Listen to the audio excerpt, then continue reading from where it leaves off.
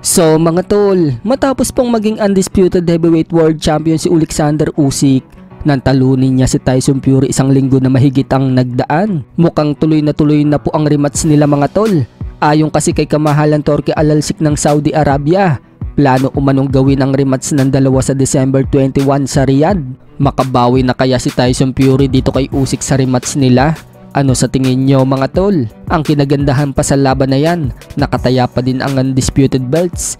Kung matatandaan po kasi mga tol, na ibalita noong nakaraan, natatanggalan daw ng IBF belt itong si Usyk dahil sa hindi niya pagdepensa ng IBF niya sa mandatory challenger niya na si Filip Hrgovic, at bali-balita na paglalabanan na ang titulong IBF ni Filip Hrgovic versus Daniel Dubois na gaganapin sa June 1. Subalit mukhang binigyan po ng exemption si Usyk ng IBF.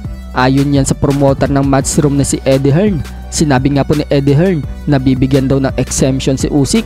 Nag-request nga po kamakailan lang ang Team Usyk sa IBF na bigyan sila ng exemption. Uunahin muna daw nila ang rematch kay Fury. Mukhang pinagbigyan naman ng IBF itong si Usyk. Kaya ang laban ni Usyk at Fury sa December, paniguradong undisputed championship pa rin. Sa kabilang banda naman mga tol, Dmitry Bivol, tuloy pa din po ang laban sa June 1. At ang makakalaban po ni Bivol mga tol ay ang taga Libya na si unbeaten Malik Sinad. May record na 22-0 with 16 knockouts. Kung matatandaan mga tol, ang makakalaban dapat ni Bivol ang Unified Light Heavyweight World Champion Artur Beterbiev. Subalit hindi po natuloy ang laban dahil nagka-injury itong si Beterbiev. Kaya humanap sila ng kapalit kay Beterbiev para makalaban pa rin si Bivol. Sa kabilang banda naman mga tol, dahil sa July 20 na po ang laban ni Vincent Astrolabio kontra sa WBC Bantamweight World Champion Japanese Junto Nakatani. Hindi nga po madaling laban ito para kay Astrolabio mga tol.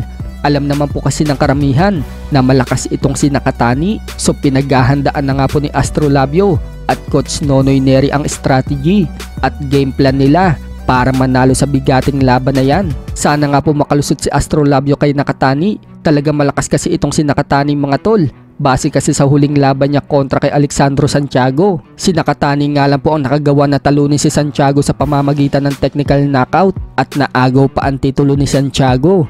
Sa ibang banda naman mga tol, Ryan Garcia humingi ng sorry kay Logan Paul.